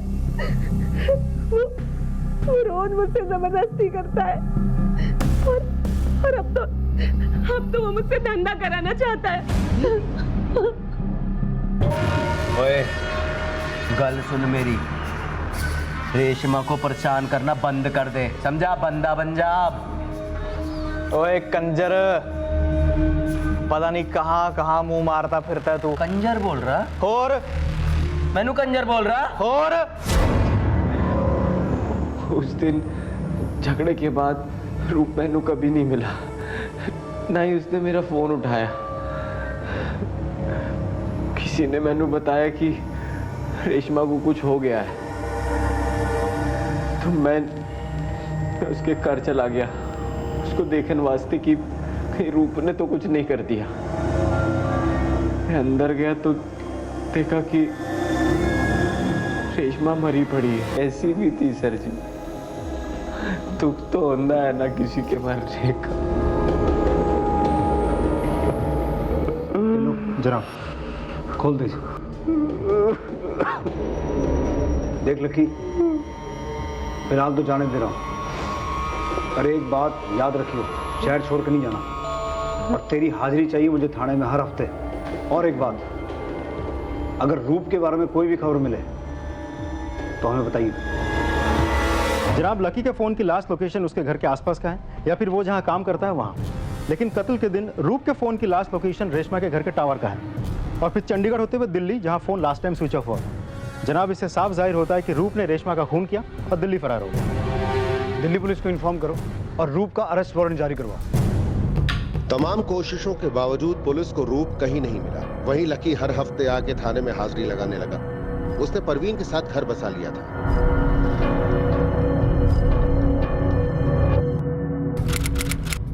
क्या रूप के फरार होने के बाद हत्याओं का सिलसिला यहीं थम गया था, या फिर ये सिर्फ तूफान थमने के पहले वाली शांति थी?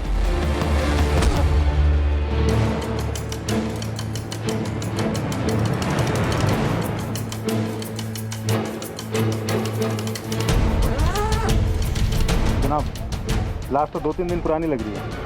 शायद किसी ने चेहरा बिगाड़ दिया ताकि लाश की शिनाख्त ना हो पाए। आसपास सर्च करो, शायद कोई मर्डर वेपन मिले। वैसे चांसेस कम ही हैं, क्योंकि साफ पता चल रहा है कि कत्ल कहीं और किया गया और यहाँ लाकर बॉडी को डंप किया गया। जनाब, मेरा तो कैक्टस का काम है, बहुत लोगों को काट देता हूँ मैं। ये वहाँ कैसे पहुँचा मुझे मालूम। इस फोटो को देखकर पहचान सकते हो कौन हो सकती है ये लड़की? ये परवीन लग रही सर। तुम्हें कैसे पता कि ये परवीन है? मेरे पास खाना बनाने का काम करती थी, खाना बनाते समय उसका हाथ जल गया था। ये रहती कहाँ थी? पिछले गली में 15 नंबर मकान में रहती। हाँ ढिलो, कुछ मिला? जनाब,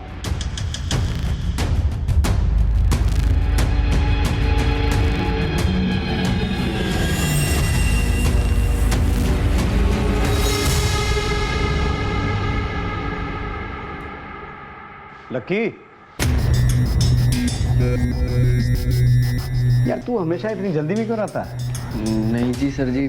तो यार इतना टाइम हो गया तुझे आते जाते, अब तो अपनी यारी दोस्ती हो गई। आजा, आज खाना साथ में खाएंगे। सर जी मैंने जाना था। आजा यार, आजा आजा आजा, बैठ। ओ बैठ। जाना है सर जी। चला जाइए, जल्दी काहे की है? ये देख, स्पेशल तेरे लिए चिकन मंगाया है। चिकन तो पसंद है ना? जी सर जी। अब सोच क्या रहा है फिर, हो जा शुरू। एक बात बता, तेरी बीवी प्रवीण का मर्डर हो गया और तू चिकन खा रहा है? सर जी मैंने नहीं पता।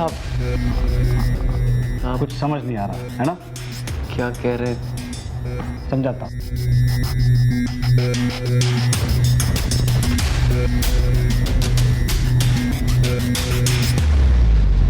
खैर, एक फिल्म दिखाता हूं तेरे को। और टिल्लो, टिल्लो जनाब, इस सीसीटीवी का फुटेज निकलवाओ, शायद इससे हमें ये पता चले कि इस रास्ते से कौन आया गया। जी जनाब। चलो भाई।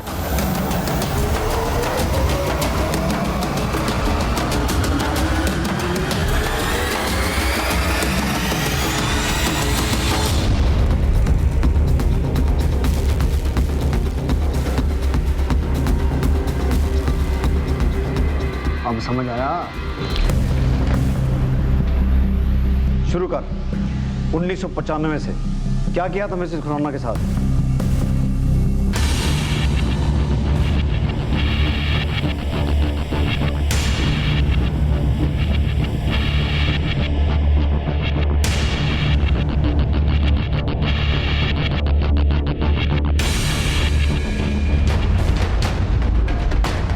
और मिसेस बल्ला, जिसकी बॉडी नहीं मिली आज तक। ये क्या कर रहा है? ये क्या कर?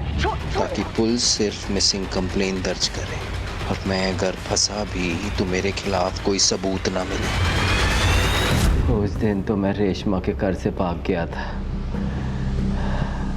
फिर जहीर मेरे पास आया, हाथापाई करने लगा। थोड़ी देर तो मैंने देखा सर जी, इसलिए उसने जहीर के खून का इल्ज़ाम अपने सर पे ले लिया था। जब वो जेल में थी तब मैंू परवीन मिल गई थी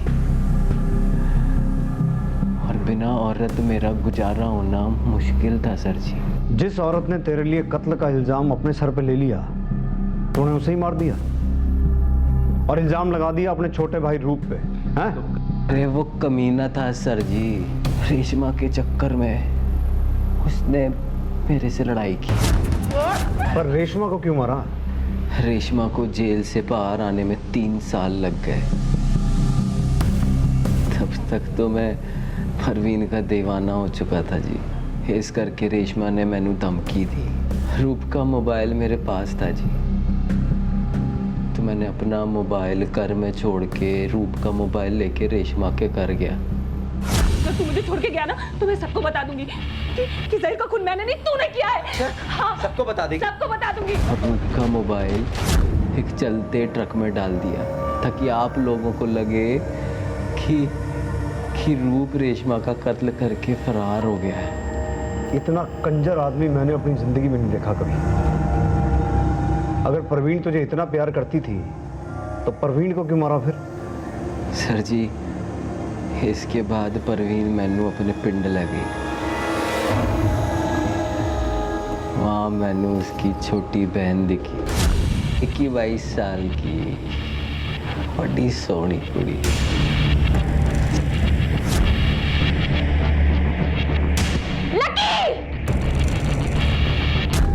फिर मैंने परवीन का पत्ता भी काट दिया। उस रात वो आप लोगों के पास आ रही थी, खत्म कर दिया। एक गलती हो गई सर जी कि मैनू ये नहीं पता था कि जिस रास्ते से मैं उसकी बॉडी लेके जा रहा हूँ उसे कोई कैमरा लगा है। कैसी तो सर जी, नाम ही लकी है पर बंदा बहुत अनलक्की हूँ जी। अनलक्की था मैं सी, जो मेरे सामने से तो इतनी बार बच के निकल गया। पर एक गल याद रखी, आज तो बाद तू लकी नहीं हो सकता।